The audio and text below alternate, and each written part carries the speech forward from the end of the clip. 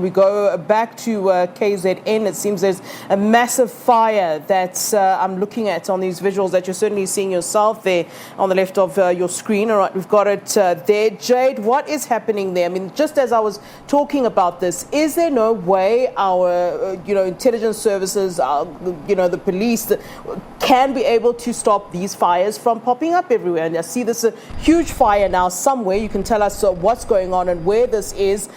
What's happened here?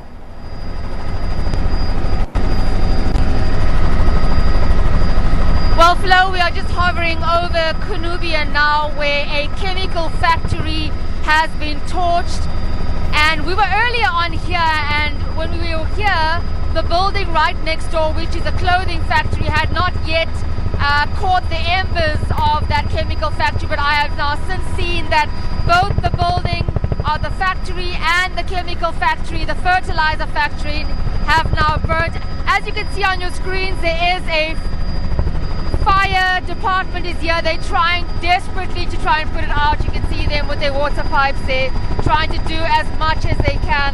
Obviously very overwhelmed by this fire, and this is only one but 4 fires that we've spotted from the air right now. We're not going to stay too long here, Flo, because this is a chemical factory and it's very dangerous to inhale toxins.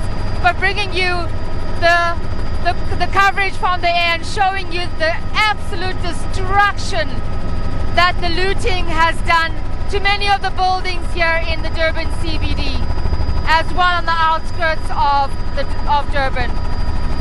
You can see right there in between that smoke, the fire still rages on.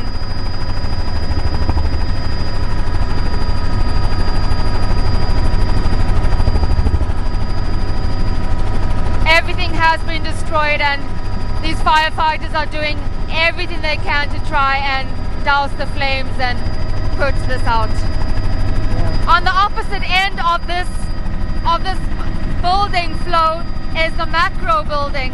I'm just going to ask the pilot if he can swing the helicopter around so that you can actually see on your screens how close the fire is to a macro building on the far right hand side. Yeah. And when we were here earlier on, police were here and the looters did try and come through, but they managed to break up that crowd.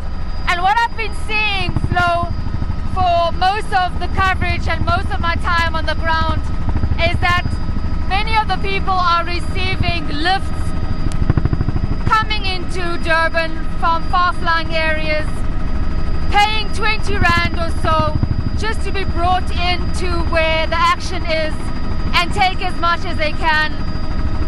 And what we have seen as well is those people who unfortunately are barricaded into the communities are left without any essentials, speaking to people on the ground, asking them what do they need. Many saying that because the shops are closed in Durban and because the looting continues, essentials like bread, milk and eggs, they do not have.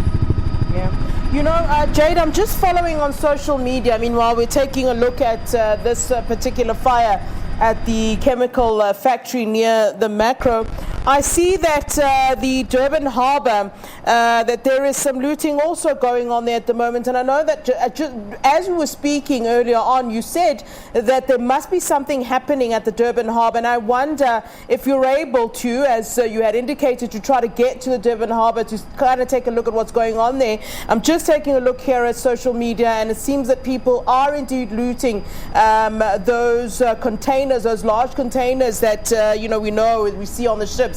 And I'm just wondering at this point if you're able to perhaps take us to where you can take us, as I'm hearing that there's a lot going on there at those harbours at this time. Perhaps maybe when we cross to you again, we might be able to take a look at what's happening there, and maybe we can get more information. I know you're kind of trying to deal with all sorts of news that are happening in and around KZN at this time, and as I take a look here on social media, that is the news that's currently coming in at this time.